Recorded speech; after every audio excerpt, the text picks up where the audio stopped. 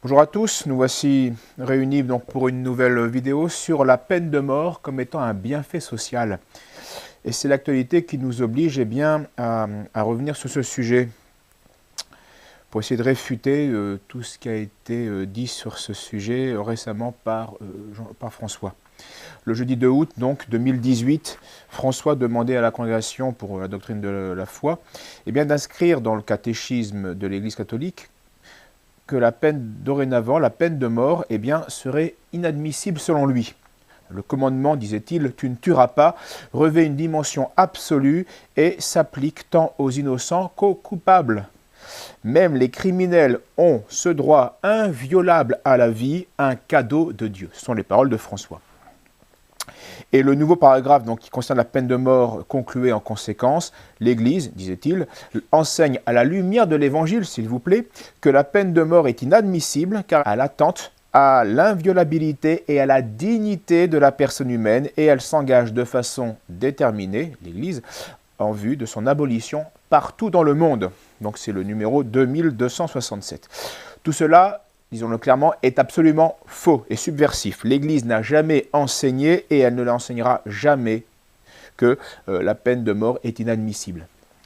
C'est une imposture une nouvelle imposture de cet imposteur qu'est François.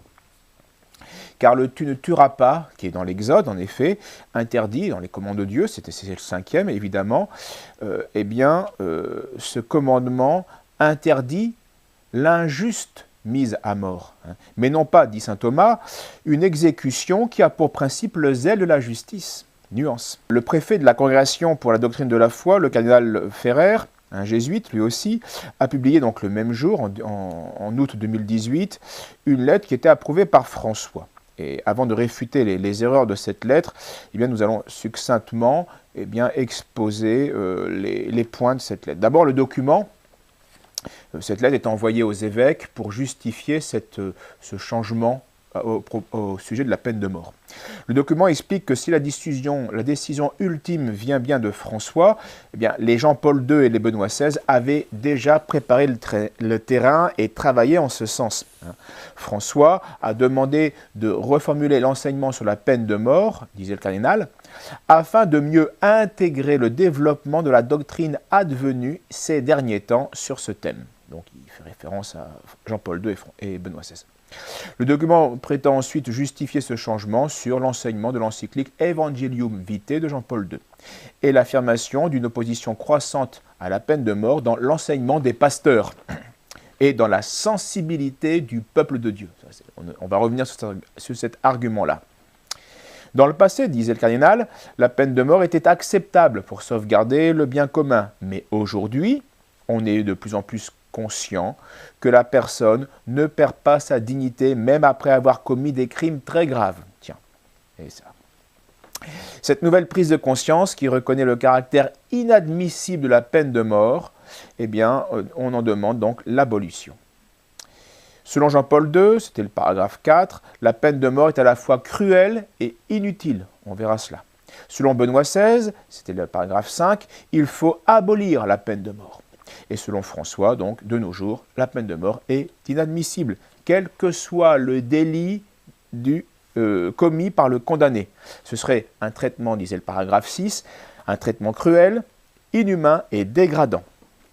Et puis, paragraphe 7, il fallait donc réviser le catéchisme dans ce sens. D'où la nouvelle formulation qui, prétendument, est en conformité avec le magistère précédent. C'est un développement, disait le paragraphe 8, authentique de la doctrine, qui ne contredit pas les enseignements antérieurs du magistère. On va voir ça. Donc la vérité, c'est que nous sommes face à un magistère moderniste qui enseigne une doctrine selon l'évolution de la conscience du peuple de Dieu, donc en fait, selon qu'elle est manipulée par l'opinion, on lui fait dire n'importe quoi, et on réinterprète l'évangile, toujours, en disant qu'on ne le dénature pas.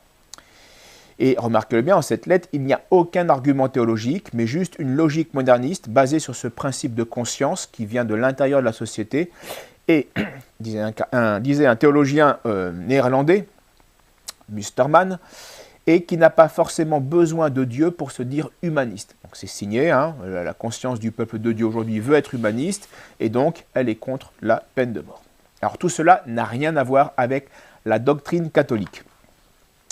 D'abord, les mouvements abolitionnistes sont apparus après le siècle des Lumières, donc 18e siècle. Et ils sont le fruit de cette philosophie et du contrat social, de la philosophie humaniste. Et on prétend donc à ce moment-là que la peine de mort est nuisible à la société comme à l'individu. Alors les arguments de la lettre du cardinal ne sont que la répétition de ceux de François qu'il avait adressés dans la Commission internationale contre la peine de mort. Ils peuvent se réduire aux 5 points suivants que nous allons réfuter. Premier argument, la vie serait inviolable en raison de la dignité de la personne humaine. La peine de mort d'un condamné, quelle que soit la gravité du délit, est inadmissible car elle contredit le dessein de Dieu sur l'homme et la société, qui est celui d'une justice miséricordieuse. Voilà le premier argument de François. Or c'est faux puisque l'homme était d'abord un animal raisonnable, c'est-à-dire que son corps est au service de la raison. La vie corporelle n'est donc pas inviolable, ce n'est pas un absolu, ce n'est pas un bien suprême, ce n'est pas une fin en soi le corps, la vie du corps. Et dans certaines circonstances, il apparaît clairement que l'homme doit sacrifier sa vie corporelle, soit pour garder l'honneur, pour la vérité, pour la vertu, parfois la justice. Et parfois la justice, oui. Et l'homme est aussi un animal social. C'est-à-dire que certains crimes, tels que certains assassinats, parricides, des trahisons, des choses très graves pour le bien commun, pour les autres hommes, sont à ce point abominables et nuisibles que la société n'a aucune peine temporelle proportionnée pour punir ces fautes. Seule la mort, comme peine capitale, peut punir certains crimes, certains forfaits. Et dans ce cas, la vie corporelle du criminel doit être sacrifiée au bien commun et supérieure de la société humaine et de la justice. Ce n'est donc pas la peine de mort qui contredit le dessein de Dieu, c'est le péché du criminel. N'inversons pas les choses. Et ce péché qui contredit le dessein de Dieu mérite parfois la mort.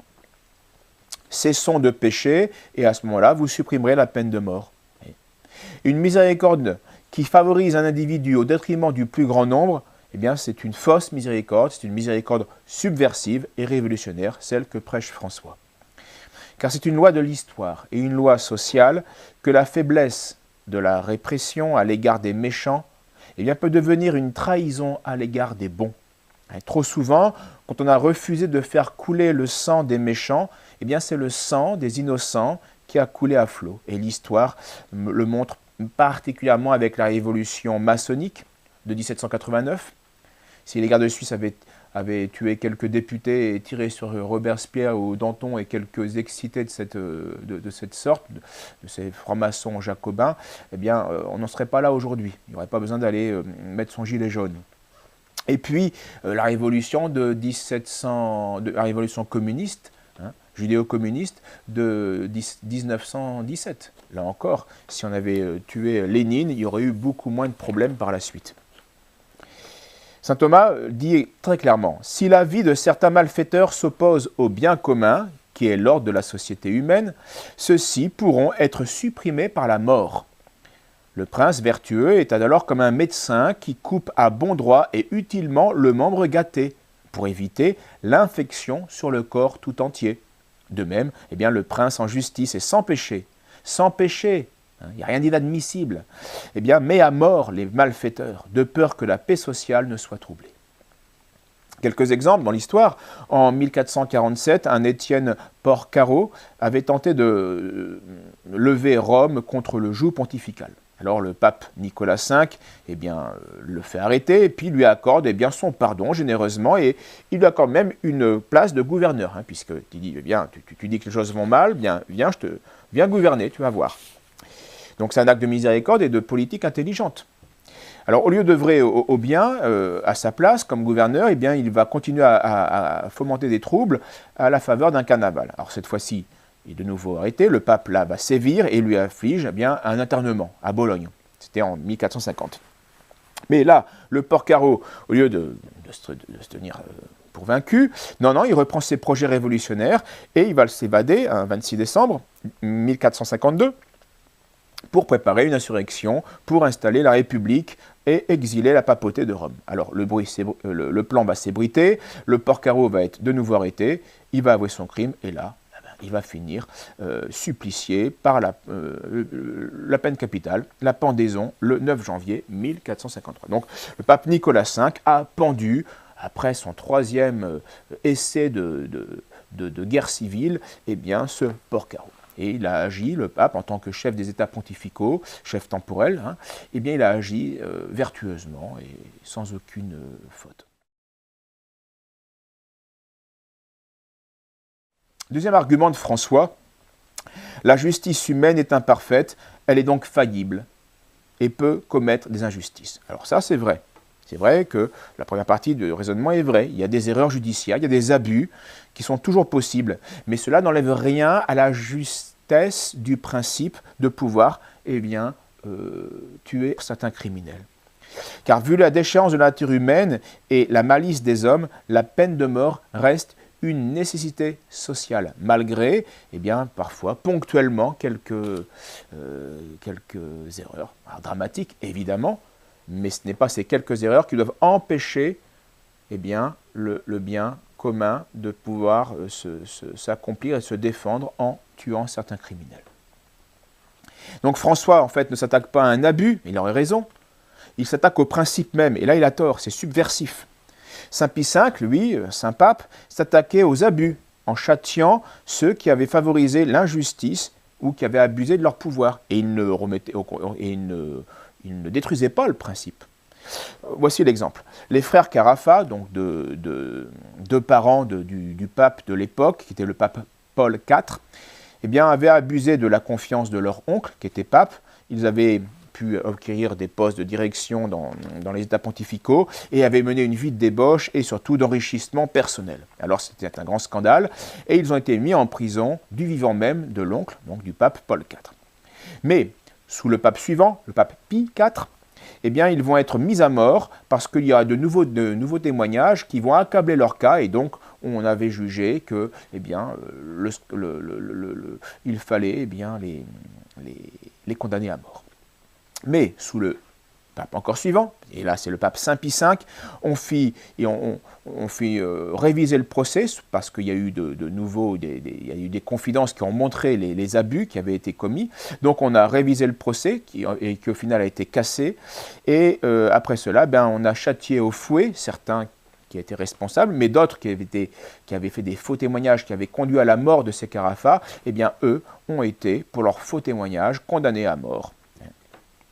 Sous et par ordre du pape Saint Pie V. Troisième argument de François.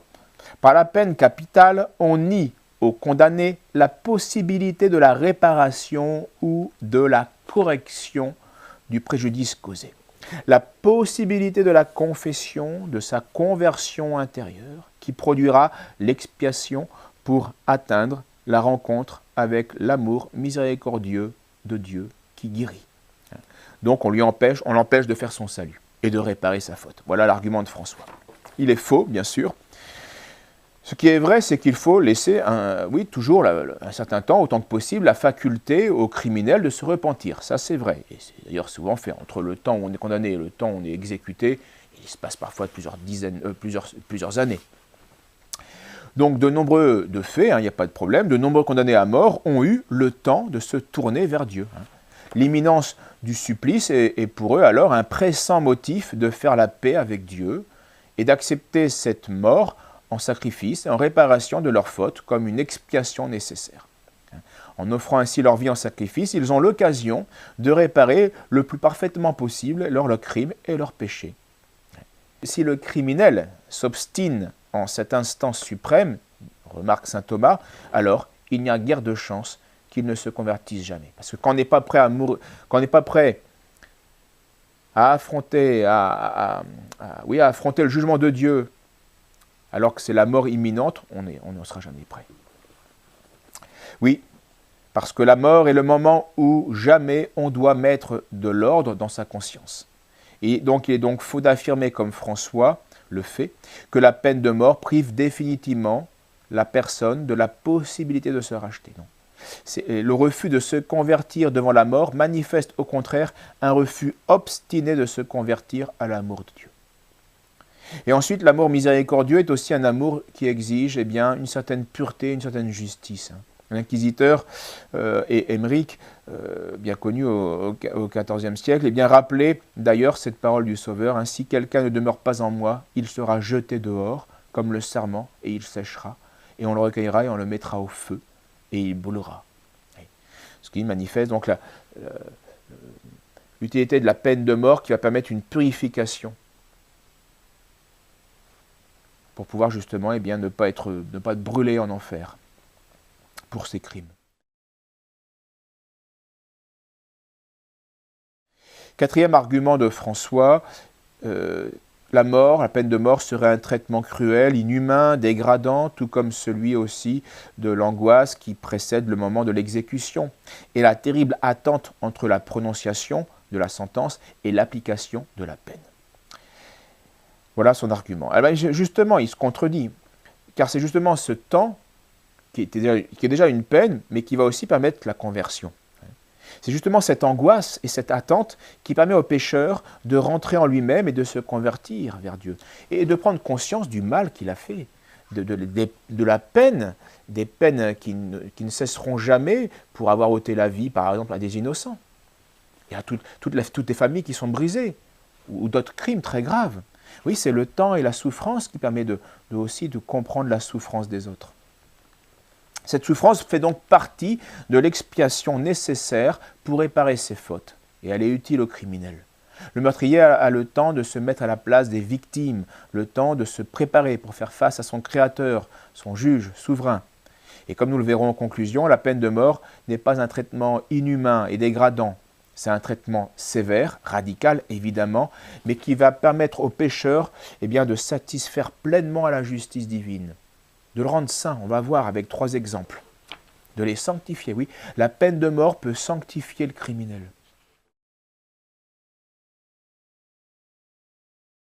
Cinquième argument principal de François, la peine de mort implique. Écoutez ça. La peine de mort implique la négation de l'amour envers les ennemis prêché par l'Évangile. Donc, quand Saint Pie V a mis aux morts ces criminels, ces faux témoignages, ces faux témoins, donc Saint Pie V a contredit l'Évangile. Quel blasphème. Il fallait oser dire cela, et François a osé. On touche au blasphème. Ce moderniste est vraiment une pourriture. Oser utiliser l'Évangile pour subvertir les âmes, c'est effrayant. L'autorité a le droit de condamner à mort certains criminels. Saint Thomas et toute la doctrine de l'Église le dit. Ce droit découle de sa mission sociale et de protection des bons. C'est un droit naturel. Et non seulement c'est un droit naturel, mais un droit délégué par Dieu. Et cette délégation, elle est dans l'Évangile. Saint Paul aux Romains le dit, « Le prince est pour toi ministre de Dieu pour le bien. Mais si tu fais le mal, alors crains, car ce n'est pas en vain qu'il porte l'épée, étant ministre de Dieu pour tirer vengeance de celui qui fait le mal et le punir. » Voilà. Donc le chef est ministre de Dieu pour faire justice contre les criminels. Donc Saint Paul, il contredit l'Évangile? Non, évidemment. C'est François qui contredit l'Évangile. C'est François qui subvertit l'Évangile. Donc cette délégation, elle est rappelée fréquemment dans la Sainte Écriture, dans la parole de Dieu. Dans l'Ancien Testament, plus encore, avec Noé et ses fils, où Dieu dit de celui qui aura répandu le sang humain, que le sang soit répandu. Ou dans l'Exode, on lit que celui qui aura frappé un homme avec l'intention de le tuer soit puni de mort. On faisait la différence entre le crime, je dirais, comme la justice d'ailleurs aujourd'hui, il y a le crime passionnel où les passions aveuglent la raison et on tue, mais il n'y a pas de préméditation. Alors bien souvent, ceux-là ne sont pas condamnés à mort. Ils sont mis en prison, mais pas à mort. Par contre, comme le dit l'Écriture, celui qui a eu l'intention de tuer, alors celui-là doit être puni. C'est beaucoup plus grave. Celui qui a préparé son crime. Ou encore dans l'Ancien Testament, tu ne souffriras pas que vive la magicienne. Et aujourd'hui, il faudrait ajouter les satanistes, les talmudistes, les kabbalistes. C'est des gens qui font un mal fou. en traînant avec ces forces ténébreuses. Donc l'Écriture, l'Exode nous dit « Tu ne souffriras pas que vive la magicienne », c'est-à-dire peine de mort pour elle, celle qui trafique avec Satan. Donc ce droit ne fut jamais contesté par l'Église. Lors du troisième concile de Latran en 1178, l'Église va même exiger du pouvoir chrétien et civil qu'elle inflige la peine de mort pour certains hérétiques, les relapses particulièrement. Voici comment l'explique saint Thomas d'Aquin. Par le crime d'hérésie, les hérétiques méritent non seulement d'être exclus de l'Église par l'excommunication, ça c'est la peine spirituelle, mais encore d'être retranchés du monde par la mort, ça c'est la peine temporelle. Car il est beaucoup plus grave de corrompre la foi, qui est la vie de l'âme, que de falsifier la monnaie, qui est un moyen de subvenir à la vie temporelle. Si donc les faux monnayeurs ou autres malfaiteurs sont justement mis à mort par les princes séculiers, à plus forte raison, les hérétiques, dès qu'ils sont convaincus d'hérésie, peuvent-ils être non seulement excommuniés, mais encore justement tués.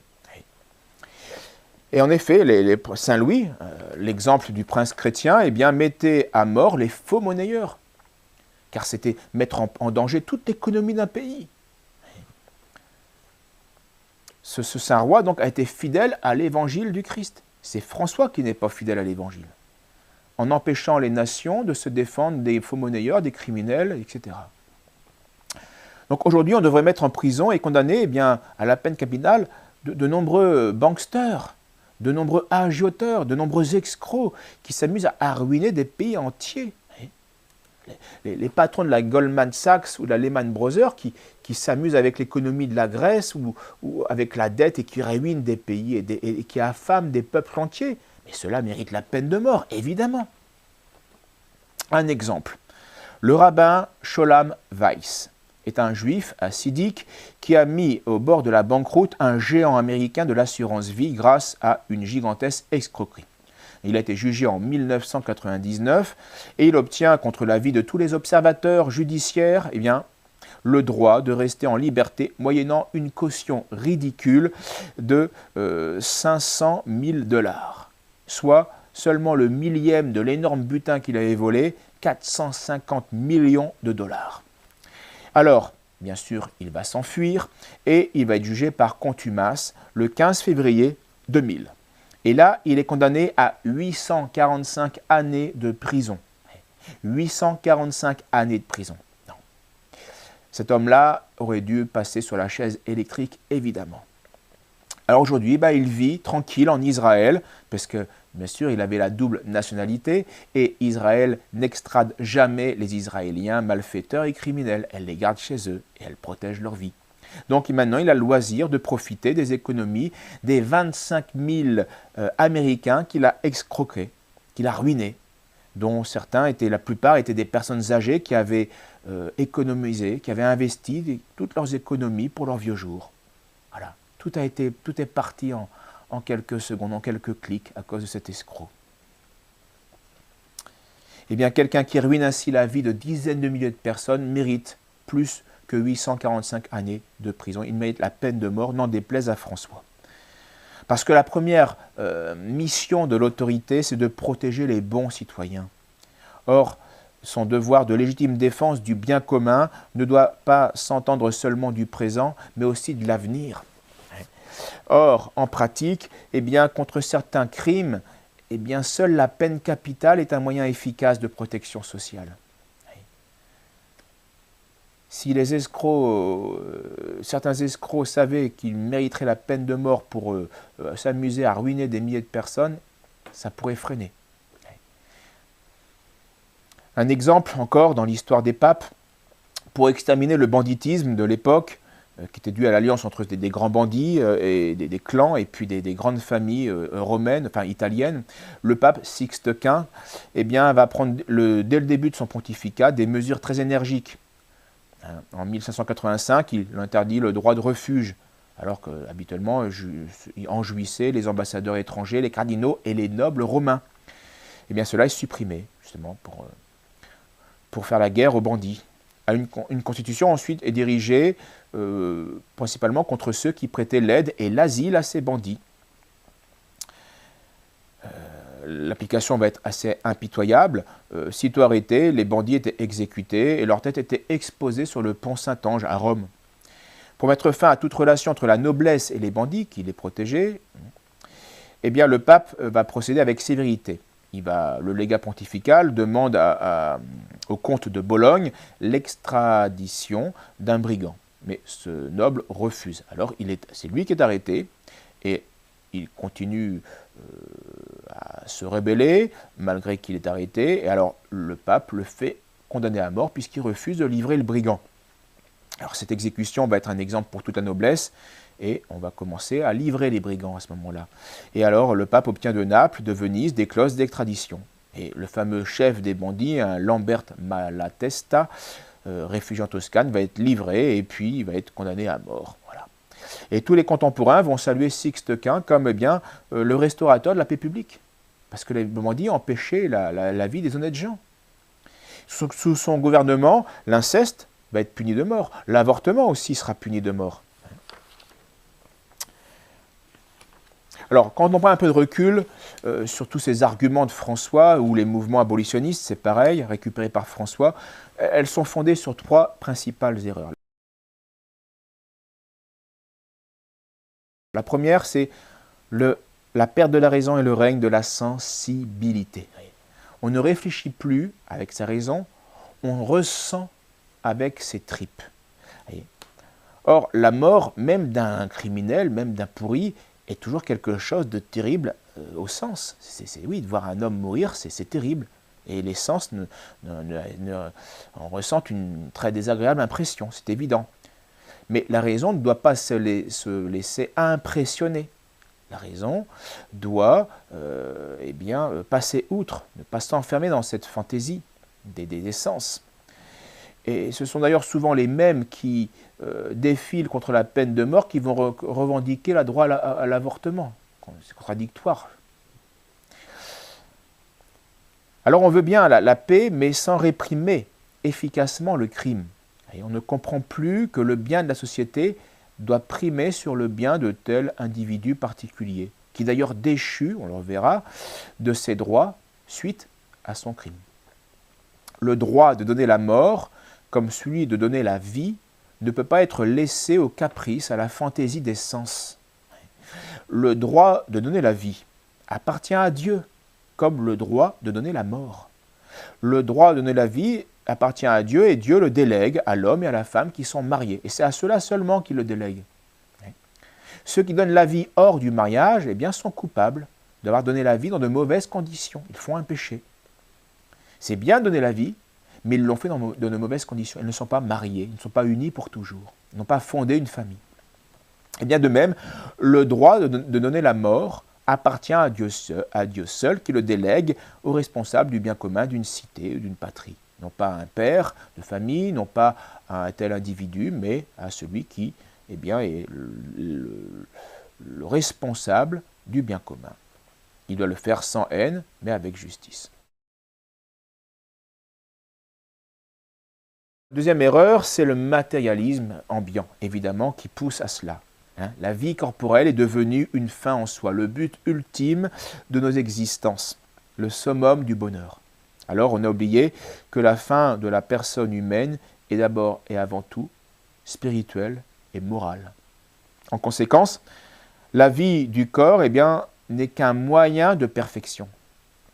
C'est pourquoi il est permis parfois, et même nécessaire parfois, de perdre la vie du corps pour une fin plus haute.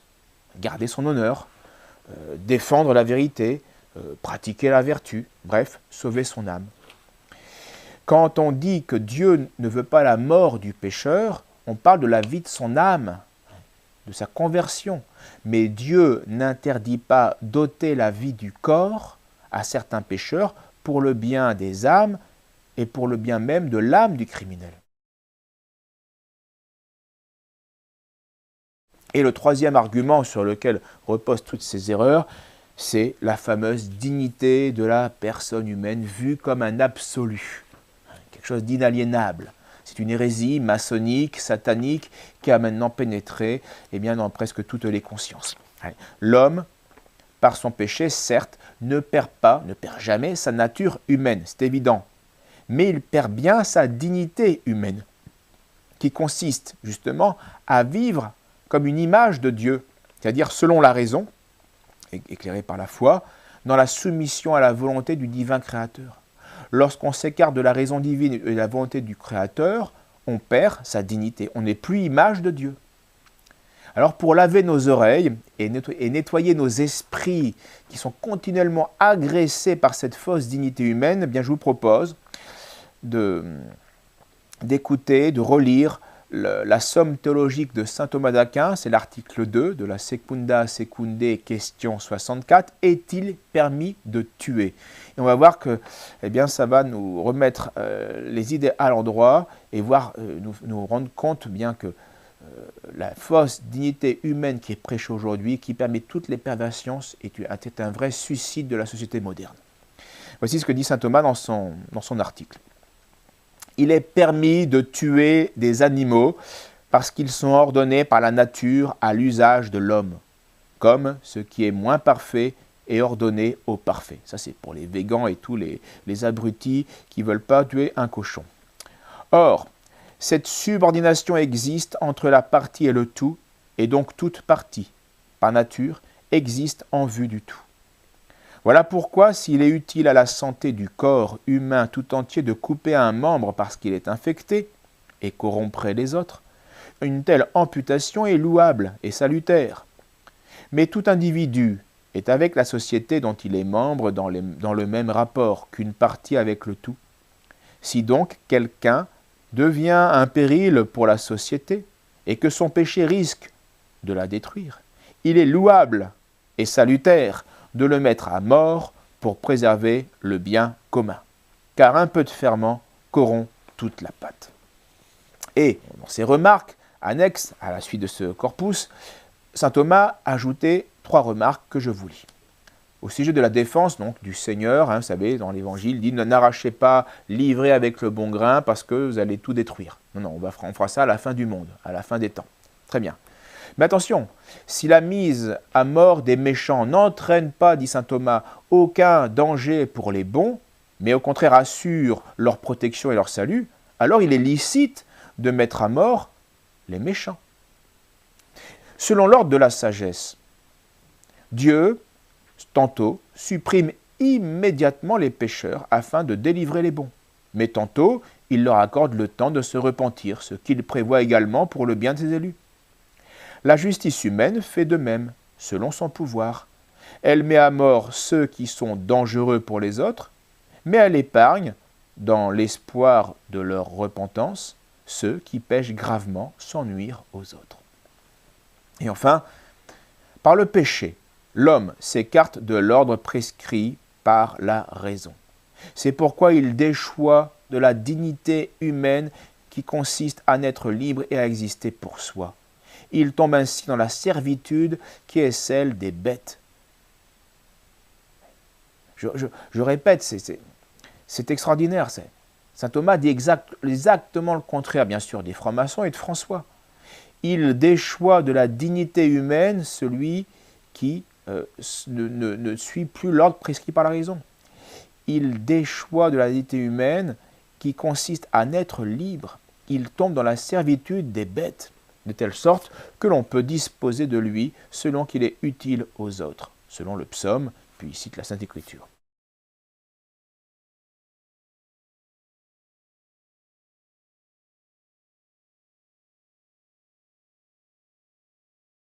Voilà pourquoi, conclut-il, s'il est mauvais en soi de tuer un homme qui garde sa dignité, ce peut être un bien que de mettre à mort un pécheur, absolument comme on abat une bête. Et c'est ce qu'on fait quand devant un fou furieux aux États-Unis, on tire dessus. Celui qui tire dans la foule, on lui tire dessus. Ou c'est ce qu'on fait parfois les policiers lorsqu'un musulman sort son couteau et puis commence à poignarder, évidemment. On peut même dire avec Aristote qu'un homme mauvais est pire qu'une bête et plus nuisible. Oui, parce qu'on se méfie d'une bête sauvage, mais on ne se méfie pas d'un homme. Et si l'homme se conduit comme une bête, eh bien, il est plus dangereux qu'une bête, évidemment. Alors notre monde est-il encore capable d'entendre ce que disait l'enseignement du docteur angélique, saint Thomas d'Aquin, docteur de l'Église? Depuis que l'esprit des Lumières s'est répandu sur notre terre, eh bien, c'est le prince des ténèbres qui règne et qui détruit l'ordre divin, c'est-à-dire l'ordre surnaturel, mais aussi l'ordre naturel, en nous empêchant de nous défendre. Le monde s'enfonce toujours plus dans la folie, dans le contre-nature. La République maçonnique, au lieu d'interdire l'avortement, qui est le meurtre d'un enfant innocent, eh bien, elle le rembourse. Et au lieu de favoriser la justice contre les criminels, eh bien, elle abolit la peine de mort. Donc on tue, au nom de la dignité humaine, on tue des innocents et on laisse vivre des criminels. Voilà la logique maçonnique, satanique de la République. On est dans la subversion la plus totale et pourtant légale. Et le tout au nom des droits de l'homme, de la dignité humaine, etc., de ma liberté. C'est exactement le contraire, évidemment, qu'une société en bonne santé devrait faire. Elle devrait interdire et punir le crime de l'avortement et réintroduire la peine de mort pour certains crimes, pour les châtier. Voilà pourquoi, sans aucune contradiction, l'Église, elle, condamne l'avortement, qui est une injustice, un crime horrible, et elle justifie et elle permet la peine de mort pour certains coupables. Et si François, c'est vrai pour l'instant, ne favorise pas l'avortement, eh bien il favorise en tout cas un principe faux qui participe à la destruction des nations, qui empêche les nations de se défendre. Et il détruit un principe de vie. Que l'Église, par contre, invite les puissants, les chefs à la miséricorde, ça c'est tout à fait normal. Elle est dans son rôle maternel, c'est ce qu'elle a fait dans le passé et ce qu'elle fera encore. Mais qu'elle culpabilise les nations en prétendant que l'usage de la peine de mort serait immoral, alors cela est inacceptable et c'est totalement subversif et c'est faux, évidemment. On touche ici, comme dans d'autres déclarations, au summum de la subversion chez François. Et cela depuis que les faux principes de la révolution maçonnique se sont imposés au monde catholique par l'imposture du Concile Vatican II. Regardons, le Concile Vatican II se finit en 1965. Révolution dans l'Église, imposture. 1969, eh bien, soit 12 ans avant la France, eh bien, c'est l'État du Vatican qui va abolir la peine capitale chez elle. Et aujourd'hui, avec la peine de mort qui devient inadmissible avec François, eh bien, on a l'imposture qui est à son summum. Et cette imposture va avoir des effets ravageurs. La présidente de l'ACAT, l'association en France, l'association des chrétiens pour l'abolition de la torture. Donc c'est un mouvement complètement subverti par la pensée moderniste, globaliste et mondialiste. Donc un mouvement subversif. Et il s'est réjoui, cette femme s'est réjouie de la modification apportée par le catéchisme, dans le catéchisme par François. Car elle dit, cela apportera une autorité morale et une légitimité au discours abolitionniste. Et elle donne un exemple. Aux Philippines, par exemple, le président Rodrigo Duterte veut rétablir la peine de mort pour les trafiquants de drogue. On pourra désormais lui dire, vous, pays catholique, vous entrez une fois de plus en contradiction avec le catéchisme. On va interdire aux nations de se défendre contre le mal, contre le crime. C'est satanique, c'est subversif. La vérité, c'est que c'est François qui est en opposition avec la doctrine catholique, et pas la peine de mort. On peut même dire que les catholiques n'ont aujourd'hui pas de pire ennemi que François, et que ce dernier représente vraiment un danger même pour l'humanité, puisqu'il est en train de détruire une vérité naturelle, la défense des sociétés, le pouvoir des sociétés de se défendre contre le crime. Il est vraiment, comme disait Saint Jean dans son Apocalypse, celui qui a les cornes de l'agneau, qui apparemment a la puissance et la vertu et l'autorité de l'agneau, du Christ, mais en réalité, il parle comme le démon. C'est un imposteur. Il parle comme le dragon. Donc non seulement, et cela en tout domaine, non seulement il refuse aux nations le pouvoir d'exécuter leurs criminels, mais aujourd'hui, il multiplie les déclarations de soutien aux migrants qui envahissent ces mêmes nations. Donc il faut ouvrir les frontières et vous ne pouvez pas punir les criminels qui sont chez vous. Voilà ce que nous dit François. En décembre 2018, à Marrakech, ce fameux traité, ce pacte mondial sur la migration, qui est une catastrophe, voulu par l'ONU, par les francs-maçons. Alors le cardinal Parolin était présent et il a fait un discours au nom de François sur ce pacte immigrationniste. Et le président de la commission de l'épiscopat de l'Union européenne, donc un truc bien aussi maçonnique, le monseigneur Olerich, un jésuite, archevêque de Luxembourg, a rappelé que François réaffirme que notre responsabilité commune en tant qu'Église catholique, c'est faux, en Europe, est d'accueillir, de protéger, de promouvoir et d'intégrer les migrants et les réfugiés dans nos sociétés, au nom, bien sûr, de la dignité de la personne humaine, etc. Non, on n'a pas un devoir d'intégrer les migrants, on a un devoir de les renvoyer chez eux pour nous protéger, parce que les migrants qui affluent comme ça vont détruire notre culture, notre société, etc. C'est un danger. Et les migrants qui se tiennent mal, on peut les condamner à peine de mort, ceux qui violent de plusieurs filles, etc. La justice peut faire cela, je ne dis pas qu'il faut le faire, mais elle peut le faire. Elle peut se défendre, et elle peut surtout, elle a le droit de fermer ses frontières. Laissez votre maison ouverte, soi-disant, au nom de la dignité humaine, eh bien, plus de frontières, d'accord? Donc, cassez vos portes, et tout le monde peut rentrer chez vous. Et si ici, ce qu'on dise mal chez vous, vous ne pouvez rien faire, non? Parce que c'est la dignité de la personne humaine. Voilà ce que nous dit François et tous ces imposteurs mitrés. Non. Quelqu'un qui sont mal chez nous, on le fout à la porte, et si jamais, si c'était une société, eh bien, on peut fermer la porte et aussi condamner ceux qui ont fait du mal chez nous. Mais ça, depuis Nuremberg, on ne peut plus.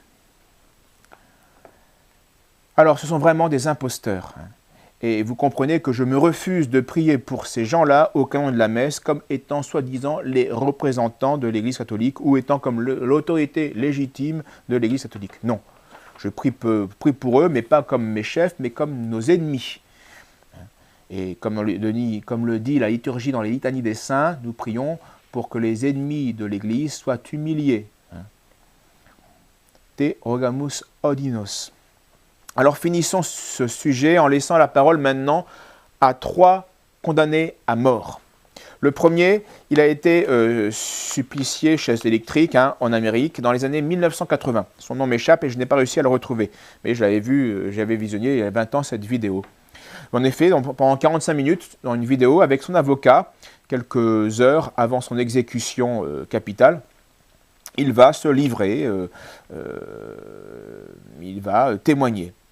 Il était condamné à mort pour avoir tué et violé plus d'une dizaine de jeunes femmes et même de vieilles. Tous les âges.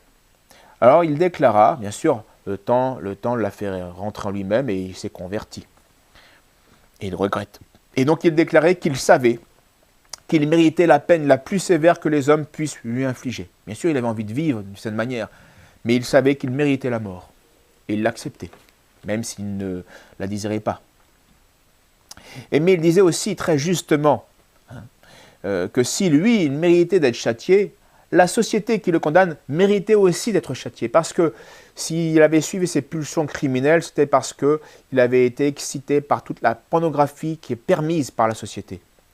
Donc la société hypocrite empêche les effets, mais pas la cause. Les effets, c'est que des hommes suivent leurs pulsions meurtrières et impures jusqu'au crime.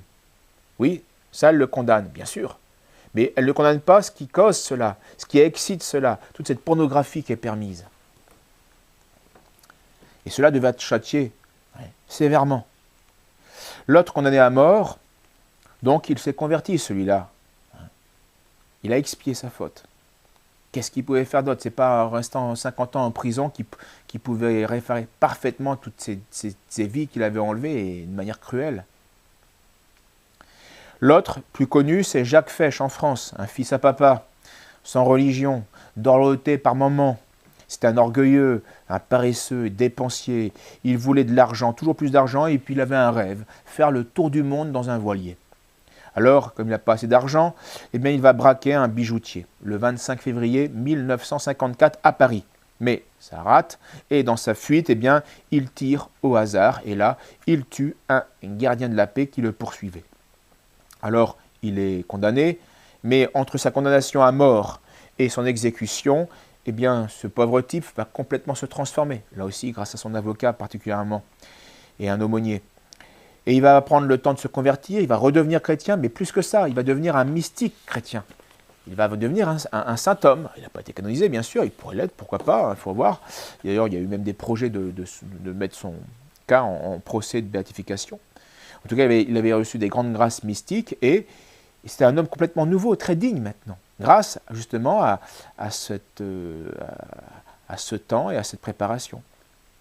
Son recours en grâce est refusé et voici comment il finit son journal de prison et il dira la même chose à son voisin en quittant sa cellule pour se rendre à la guillotine. Dans 5 heures, je verrai Jésus. Ces paroles-là, c'est d'un homme qui sait qu'il va mourir. Il quitte sa cellule pour aller mourir. Et il sait, parce qu'il s'est converti, parce qu'il il offre tout cela en expiation, eh bien il sait qu'il est purifié. La peine de mort l'a transformé. Elle a permis cette transformation. Dans 5 heures, je verrai Jésus. Et le troisième condamné à mort, c'est le plus connu, c'est le bon larron, sur la croix, qui est à côté de Jésus. Il y avait un mauvais larron qui ne se convertit pas, puis la peine de mort ne profite pas à tous les criminels, évidemment, malheureusement. Mais certains en profitent, comme le bon larron. Il se convertit, et dans les douleurs les plus extrêmes, dans les souffrances les plus dures, il cesse d'injurier alors le Christ, il aurait pris même l'autre brigand qui continue à se moquer. Tu n'as même pas, lui dit-il, la crainte de Dieu. Nous subissons la même condamnation, mais pour nous c'est justice. Mais lui, il n'a rien fait. Nous, c'est justice. On mérite d'être châtié, d'être puni, d'être frappé. Mais lui, le Christ n'a rien fait de mal. Voilà ce qu'il dit, le bon larron. Et puis, il s'adresse au Christ en lui disant, « Jésus, souvenez-vous de moi quand vous reviendrez avec votre royauté. » Et Jésus va lui dire, « En vérité, je te le dis, aujourd'hui même, tu seras avec moi dans mon paradis. » Il accepte sa mort, ce bon larron, pour expier. Il sait qu'il est pécheur, il l'accepte et il demande miséricorde à Dieu. Voilà la conversion, voilà la sainteté. Et il va être saint. C'est le bon larron. Alors, voilà, je crois en avoir assez dit pour montrer toute l'imposture de François, toute la subversion de ses propos sur la peine de mort. Et pensons-y, même si bien sûr nous ne sommes pas au sommet de l'État, nous ne pouvons pas faire grand-chose, mais gardons nos têtes bien faites, bien droites, voyons la subversion, condamnons-la, et encourageons les princes chrétiens, s'il y en avait, en tout cas les chefs, à au moins garder le bon sens naturel. Oui, on peut fermer les portes de sa maison, oui, on peut chasser quelqu'un de sa maison, oui, un État peut tuer des gens qui ruinent l'économie, qui tuent des gens, des innocents, qui récidivent, etc. Voilà. Et puis pour nous-mêmes, pensons bien que nous sommes tous des condamnés à mort. En naissant, et par nos péchés, nous avons mérité la mort, nous allons la subir, et il faudra faire comme les bons larrons, comme ces criminels, eh bien accepter notre mort en expiation, en rémission, en purification, en réparation pour nos péchés, et en demandant miséricorde au Seigneur. Merci et à une prochaine fois.